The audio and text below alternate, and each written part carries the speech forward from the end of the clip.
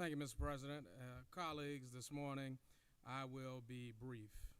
And I looked through the list of letters on my desk this morning, and each of you have received the same list of letters. And I wore my glasses yesterday, and Mr. President, I didn't wear them today, but maybe I should have, because I might be missing something.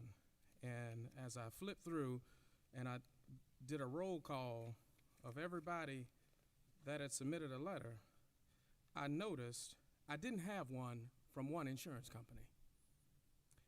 I didn't have a letter from any insurance companies basically outlining that upon the passage of this bill, we could expect premium reductions and premiums to decrease. And as I thought about it, if this is affecting everybody, they have a vested interest in it, because even the folks who don't do business in Georgia but would like to come to Georgia would have a vested interest, and then maybe they would have provided a letter, because the letter would have been something that we could have held at this well, maybe this session, maybe the next session, maybe 3 sessions after that, and said, but on February 21st, 2025, this is what you said. But the problem is you can't hold them accountable for anything that they said because they didn't say anything. And that's what I'm looking for. My constituents, business owners, citizens are looking for relief on insurance premiums. But if they don't have a letter where they commit to doing something, then they have no commitment to honor.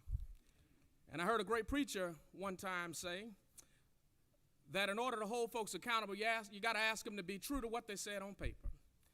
And they haven't said anything on paper about what they intend to do. It's all conjecture about the numbers and how much money they can or cannot make, and the state of Georgia is not profitable, the #1 state to do business. And when I went to Asbury University, I learned what a juxtaposition was. And that is 2 ideas in the same sentence, but there's a vast contradiction. So we're the #1 state to do business. We're also a judicial hellhole.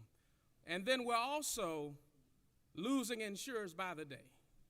But if we're the #1 state to do business and people are coming here to do business, Mr. President, then that means that we have a workforce and an economy that would support businesses to grow, and businesses wouldn't go nowhere where they couldn't be insured. But maybe that's not the issue.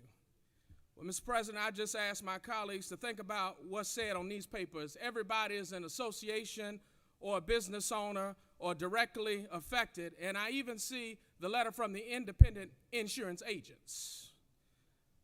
Now, they're just the agents, but they're not the insurance company.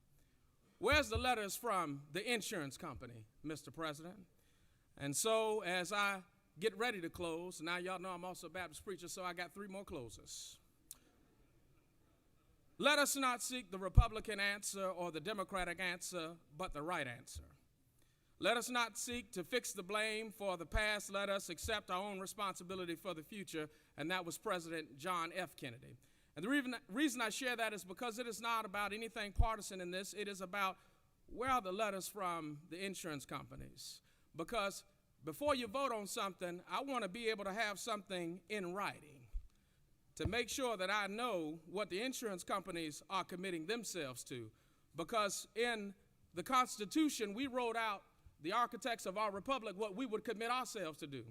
Life, liberty, pursuit of happiness. We wrote what we would be committing ourselves to. In the state constitution, we wrote what the state of Georgia would be committing ourselves to follow in that constitution.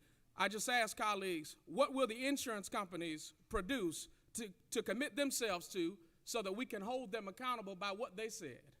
But I will encourage you that that's missing this morning. And so in the absence of something, I just have to assume what they will or will not do. And it is my opinion that without having something from them, I can't tell you what they may or may not do. But if they were serious about it, because the other folks that submitted letters are serious about it. They would have put something in writing to tell us how serious they were. And so as I close again, Dr. King said, in a real sense, all life is interrelated. All men are caught in an inescapable network of mutuality, tied together in a single garment of destiny, because what affects all indirectly, I can never be what I ought to be until you are what you ought to be, and you can never be what you ought to be until I am what I ought to be.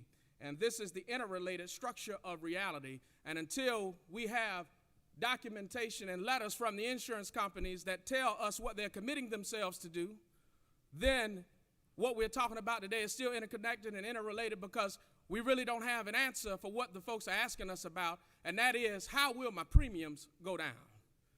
And so I leave you with a question. After all that's been said and done today, Mr. President, what will be done to lower premiums? But the insurance companies haven't committed themselves to tell us that. And with that, I yield the well.